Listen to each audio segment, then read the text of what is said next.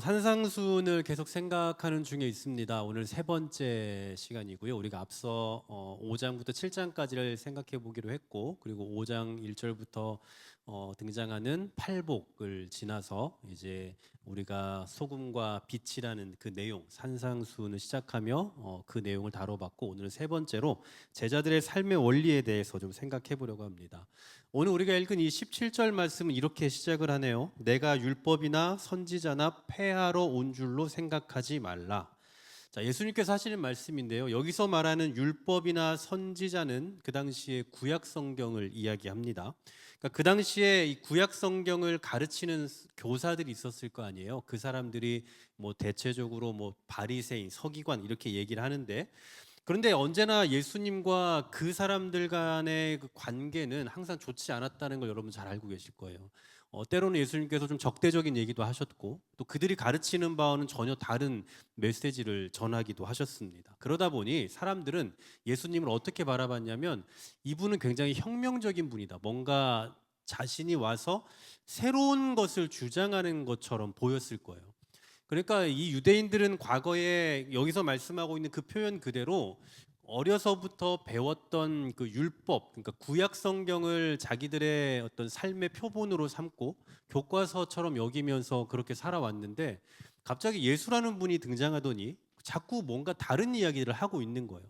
그 당시에 구약을 잘 가르쳐주고 있는 바리새인들과 계속 적대 관계가 형성되고, 자꾸 뭔가 특이한 이야기들을 하는 것처럼 보이니 사람들의 시선에서는 이분은 뭔가 혁명적인 거다, 뭔가 특별한 것을 말하고자 하는 분이다라고 여겼을 거라는 거죠. 거기에 대해 예수님께서는 나는 율법을 폐하려고 온 게 아니다, 나는 율법을 없애려고 온 게 아니다, 나는 율법을 완성하기 위해 왔다라고 말씀을 하시면서, 이제부터 이제 이후에 이 율법의 내용 하나하나, 율법에서 아주 중요하게 다뤄지는 그 내용 하나하나를 꺼내서 그 내용들을 해설하시기 시작하는 거예요. 그러니까 과거에는 너희가 이렇게 듣고 이렇게 배웠지만 나는 너희에게 이렇게 말한다라고 하면서 그 율법의 내용을 하나하나 상세히 설명하는 방식을 사용하고 계신다라는 거죠. 그게 이제 다음 주부터 생각해 볼 내용입니다. 자, 그러니까 우리는 오늘부터 이제 뭘 배우는 거냐면 법을 배우는 거예요. 법. 그냥 법이 아니라 율법을 배우는 거죠. 성경에 등장하고 있는 율법. 우리나라에도 뭐 자연법이 있고 헌법이 있고, 또 그 헌법에 따른 시행세칙들이 다 있을 겁니다. 법이 존재한다라는 건 국가가 있다라는 거고, 그리고 그것을 시행하고 따르는 국민이 있다라는 거예요.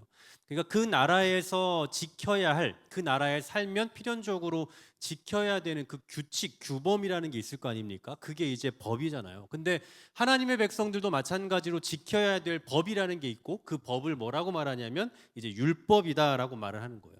근데 이 율법은 우리 성경의 출애굽기 후반부부터 레위기까지의 내용으로 이렇게 압축이 되어 있는데, 그 당시에 이 바리새인들, 그러니까 뭐 바리새인 이전에 뭐 그 사람들이 이 출애굽기 후반부부터 레위기까지의 내용을 이렇게 다 쭉 짜서 총 613가지 정도의 이 법으로 만들어내요.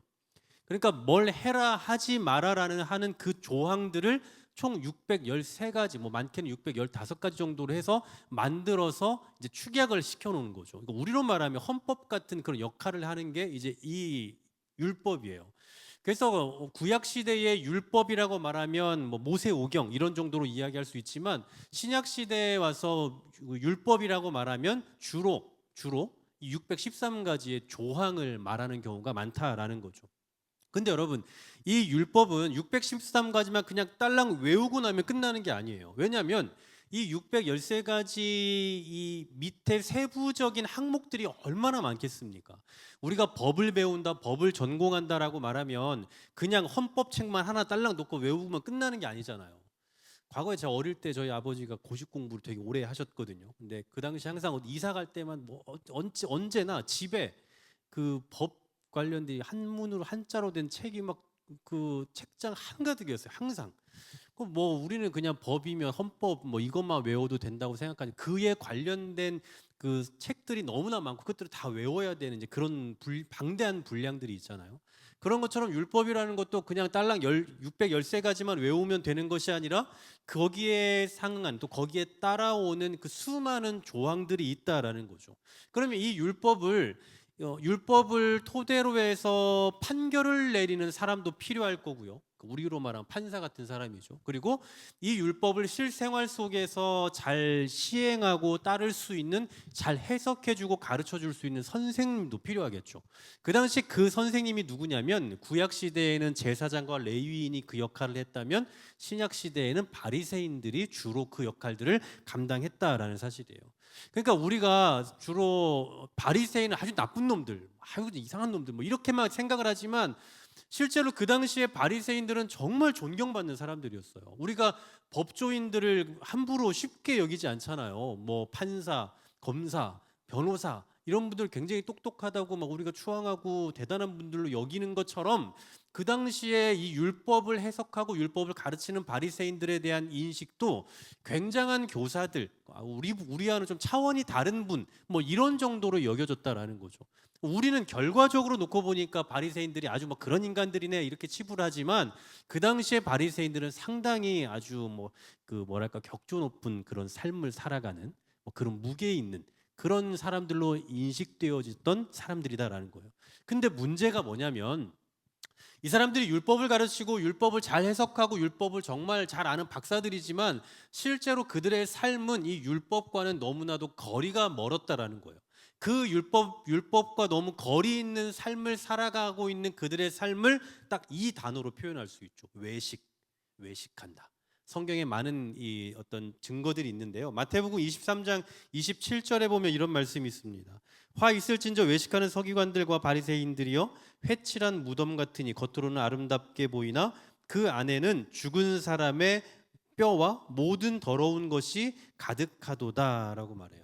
그러니까 회칠한 무덤이라고 말해요. 회를 칠했다. 무덤이 그 당시에는 이렇게 그 돌로 막아놓는, 세워놓는 무덤도 있고, 뭐 지금 우리나라에서 보는 그런 형태의 무덤도 있었을 텐데, 그 회를 칠한다는 것은 석회로 칠한다는 얘기예요. 그 당시에 뭐 일종의 하나의 뭐 관습 가운데 하나가, 이 무덤이라는 것을 표시해 놓기 위해서 이 석회로 칠을 해놓는다라고 해요. 근데 그 이유는 크게 두 가지입니다. 첫 번째는 거기를 모르고, 무덤인 줄 모르고 밟으면, 이 유대인들은 시체와 접촉을 하면 부정하다라고 여기잖아요. 그러니까 밟지 못하게 만들려고 티를 내기 위해서 회를 칠하는 거고요. 또 한 가지는 아름답게 하기 위한 거예요. 보기 좋게. 여러분 막 지나가는데 무덤이 있고 이러면 좀 그렇잖아요. 그래서 그러지 않은 것처럼 보이기 위해서 회를 칠한다라는 거예요. 근데 이 바리새인들이 지금 어떻다고요? 회칠한 무덤 같다고요. 겉으로 볼 때에는 굉장히 예쁘게 아름답게 잘 포장해 놨지만, 실제로 그 속에는 악함이 가득하다라는 거예요. 겉으로 이 사람들이 그렇게 그 아름답게 포장이 돼 있으면 그 속도 아름다워야 되지 않겠습니까? 그러니까 겉으로는 정말 열심히 율법을 가르치고 율법의 정신을 말하고 있지만, 실제로는 율법과 거리가 먼 삶을 살아가고 있다는 것을 지적해주고 있는 거죠. 여러분, 우리가 기도를 강조하는 사람이라고 해서 정말 하나님과 긴밀한 소통을 하던가요?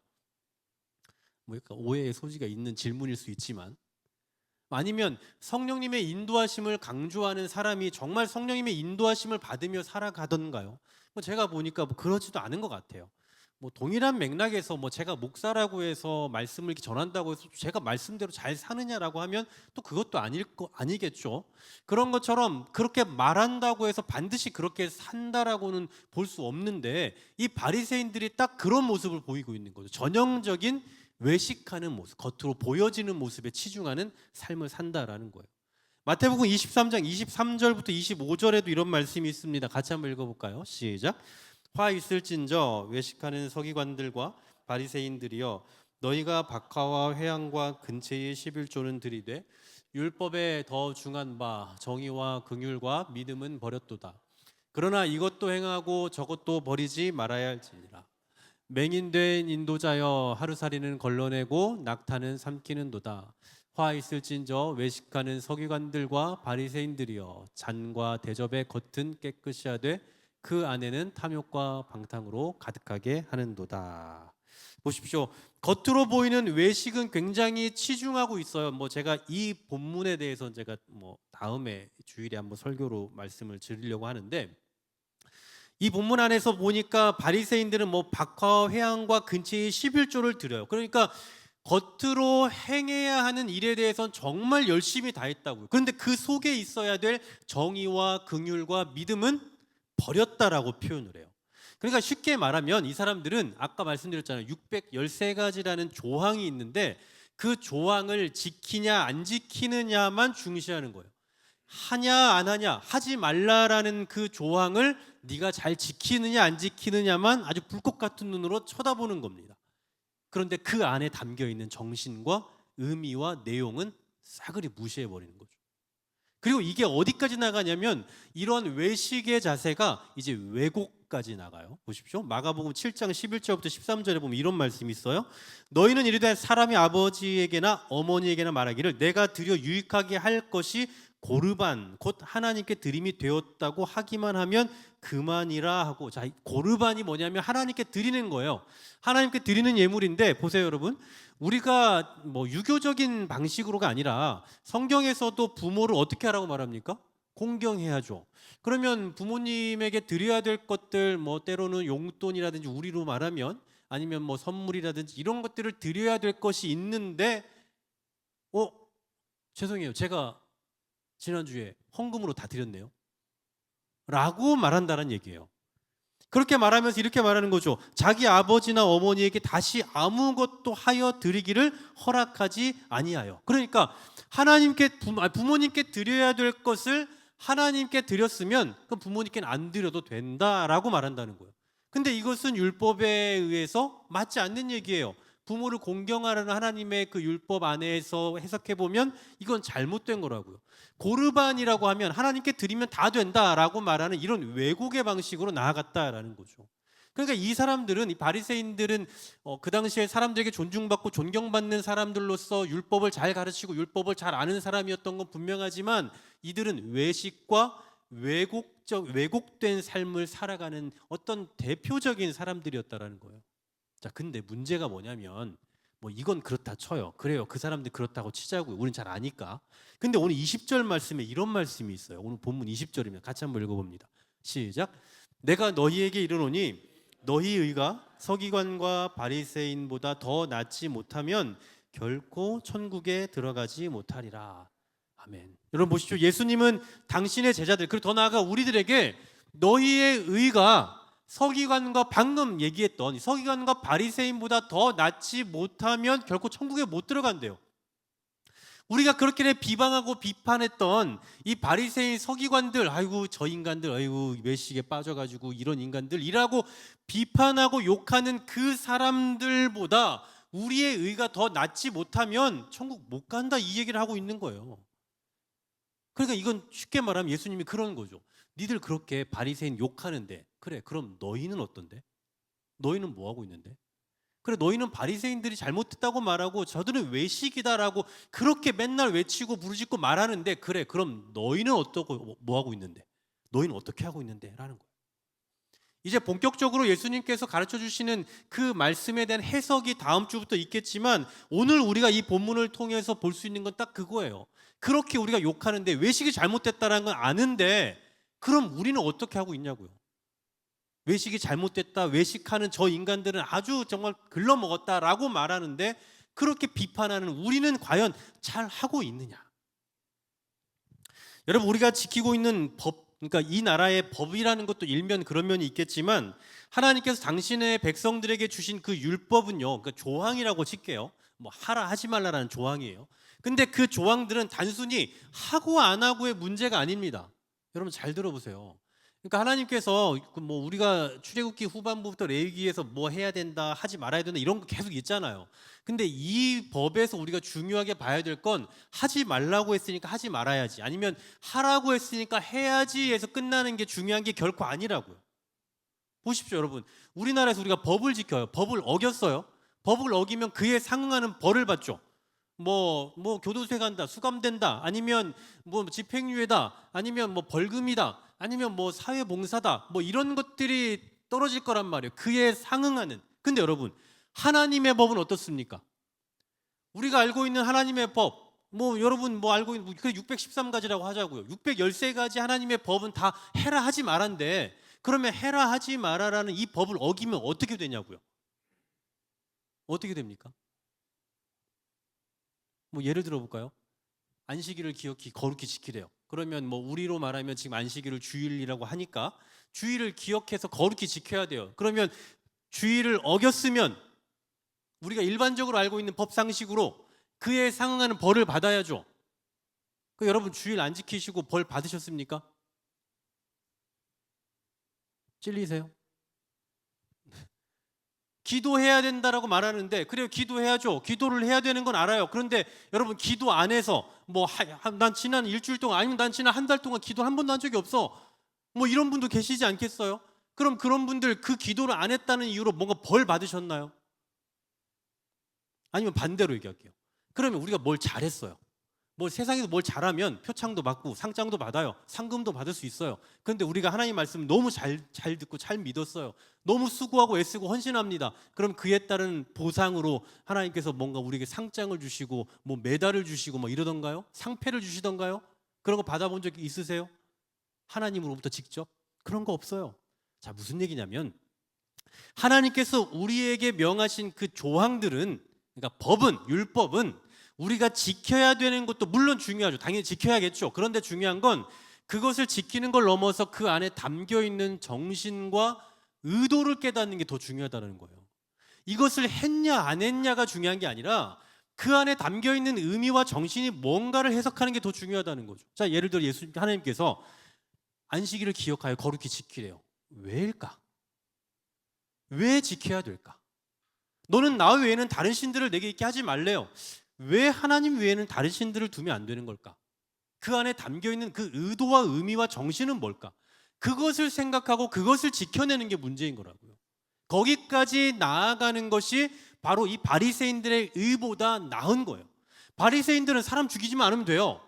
도둑질만 안 하면 됩니다. 근데 우리는 거기에서 멈추면 되는 게 아니라 그들보다 의가 더 나아야 되기 때문에 그 안에 담겨 있는 정신과 의미를 생각하고 의도를 생각해야 된다라는 거예요. 여러분, 우리가 예배 자리에 나왔습니다. 예배를 나왔어요. 그러면 이것을 율법으로 대입을 시켜보자면 이 예배 자리에 나왔으니까 우리는 지금 법을 지킨 거예요. 뭐 그런 법은 없지만 뭐 굳이 우리가 약간 구약적인 개념으로 접근을 해보자면 뭐 지금으로 각색을 하는 거예요. 오해는 하지 마시고. 어쨌든 교회에 왔으니까 이제 법을 지켰어요. 자, 바리새인들은 이제 여기서 이렇게 만족합니다. 난 오늘 예배의 자리에 왔어. 나 오늘 늦지 않았고 나는 오늘 정확한 시간에 와서 난 예배를 드렸어. 에서 끝나는 게 바리새인식인 거예요. 이게 외식이라고요. 그런데 하나님께서 말씀하신 그 법정신, 자, 너는 예배를 해야 한다라고 할 때에는 예배의 자리에 나와서 예배를 하는 것에서 그치는 것을 말하는 게 아니라 그 예배를 통해서 내가 어떻게 하나님을 만나고 하나님을 경험하고 이 시간을 통해서 내가 어떻게 하나님의 마음에 부합한 사람이 될까까지 나아가는 것을 기대하고 계시는 거라는 얘기죠. 그러니까 그 정신이라는 게 무슨 얘기인지 아시겠어요? 우리가 형식을 지키는 건 와서 예배를 드리는 거예요. 이게 바리새인이라고요. 바리새인들이 여기까지 한다고요. 근데 이 안에 담겨 있는 의미와 정신을 새기기 위해서는 그렇다면 내가 이 시간에 어떻게 하나님을 예배하고 이 시간에 내가 어떻게 하나님을 만날 것인가까지 나아가서 더 적극적인 예배자로서의 삶을 살아가는 거예요. 기도도 마찬가지입니다. 우리가 기도해야 된다는 거 다 아시잖아요. 그러면 기도를 해야 된다. 그래서 기도를 했다. 이것은 바리새인적인 거예요. 이거 율법을 지킨 겁니다. 법을 지킨 거라고요. 근데 하나님께서 우리에게 그거 해라고만 말씀하신 게 아니라 그것을 함으로 통해서 하나님과 어떤 교제가 나누어지고 그런 교제를 통해서 내 삶이 적극적으로 어떻게 변화되는가, 여기까지 나아가야만 하나님께서 말씀하신 기도하라라는 그 법을 지키는 게 되는 거라고요. 기도하라고 했으니까 그냥 기도만 하면 끝나는 게 아니라고요. 그 안에 담겨있는 정신은 뭘까? 도대체 왜 하나님은 우리에게 기도하라고 하신 걸까? 여러분 아시죠? 다 아시잖아요. 여러분 기도 안 해보셨잖아요. 그죠? 기도 지금 안 하고 계실 수도 있지만 기도 안 해보신 분들은 다 아시잖아요. 기도를 안 하면 어떤 결과가 나오는지는 아시잖아요. 그러한 어떤 정신, 그 의미, 의도, 그 깊이 있는 그 의도를 하나님은 아시기 때문에 우리에게 기도하라고 말씀하신 거예요. 기도의 자리에 그냥 있어라, 그냥 이걸 말하는 게 아니라 그 기도를 통해서 우리가 어떻게 하나님을 만나야 되는가, 이것을 깨달아야 된다라는 사실이죠. 바로 하나님께서 우리에게 기대하시는 바리새인보다 나은 의는 바로 이런 거라고요. 바로 이런 거예요. 바리새인들보다 조금 더 많이 예배드리고 바리새인들보다 조금 더 많이 기도하고 바리새인들보다 조금 더 11조를 이거 아니라고요. 제가 다음에 설명드리겠지만 여러분 우리는 바리새인처럼 11조 못합니다. 죄송하지만 그런 걸 말하고 있는 게 아니에요. 그런 형식을 지키라는 얘기가 아니라 그들보다 더 많은 형식을 지켜야 된다가 아니라 그들은 형식에 치중해 있지만 우리는 그 안에 담겨 있는 정신과 의미를 생각해야 된다. 거기까지 나아가야 된다 이 얘기라고요. 사랑하는 여러분, 제가 볼 때 오늘 여기 계신 우리 성도님들은 정말 다 잘하시는 분들이에요. 정말 마음이 있는 분들이고 기도하기 위해 오신 분들이고 물론 오늘 오고 싶지만 못 오신 분들도 물론 계신다는 걸 알고 있고요. 하지만 저는 여러분들의 진심은 모릅니다. 여러분들 지금 무슨 마음으로 예배 자리에 앉아 계시는지 저는 몰라요. 저는 다만 여러분들 다 선한 마음으로 여기 계실 거라고 저는 그냥 그렇게 믿고 있을 뿐 여러분 마음 가운데 있는 그 속 깊은 마음은 저는 몰라요. 여러분 지금 무슨 의도로 여기 계십니까? 무슨 목적을 가지고 여기 앉아 계세요? 뭐 예배하기 위해 당연히 오셨겠지만 그 안에 있는 정말 우리의 그 세밀한 그 세세한 어떤 그 마음가짐들은 각각 다 다르지 않을까요? 저는 그건 모른다고요. 저는 그냥 여러분들이 다 그냥 좋은 마음일 거라고만 생각할 뿐인 거고 그러나 하나님은 다 아시죠. 하나님은 우리의 의도와 목적을 다 아신다고요. 오늘 네가 금요일날 교회에 왔구나. 참 잘했어. 뭐 그러시기도 하겠죠. 물론 전 그럴 거라고 생각도 해요. 하지만 오늘 하나님께서 우리에게 기대하시는 바는 왔으니까 잘했어, 잘 왔어, 너 할 거 다 했어, 넌 내 법을 지켰어 라고 말씀하시는 게 아니라 이곳에 와서 정말 하나님을 더 깊이 경험하고 하나님을 더 깊이 만나는 그런 경험이 있는 것, 하나님은 지금 그것을 바로 바라고 계시지 않을까요? 오늘 우리가 여기 온 것에 만족하시는 게 아니라 그래 네가 오늘 왔지만 오늘 와서 나를 정말 어떻게 만나고 가고 네가 어떤 결단을 가지고 돌아가고 그리고 네가 세상에 나가서 그 결단 가지고 어떻게 살아가는지 한번 보자. 바로 그것을 우리에게 기대하고 계실 거다라는 사실이죠. 여러분 사람은 모르지만 하나님은 우리의 진심, 우리의 정신, 우리의 의미, 의도 다 알고 계십니다. 그래서 우리가 오늘 이 시간엔 기도할 때에 바리새인들이나 서기관들의 그 외식을 비판할 줄만 알았지 사실은 내 마음속에 내 모습 속에 이런 외식된 모습들 그런 자세들이 얼마나 많은지를 좀 하나님 앞에 통회하면서 좀 회개했으면 좋겠어요. 하나님 저도 사실은 다 그런 존재입니다. 제가 감히 바리새인을 욕할 처지는 아닌 것 같습니다. 우리의 거짓된 그리고 우리의 외식적인 그리고 또 그 외식을 넘어 왜곡된 하나님에 대한 해석들을 가지고 얼마나 많이 살아왔는지를 내려놓고 하나님 앞에 더 진실된 자세와 진실된 마음으로 참된 예배자로 살아가기를 소망하며 나아가는 저와 여러분 되기를 주의 이름으로 간절히 소망합니다.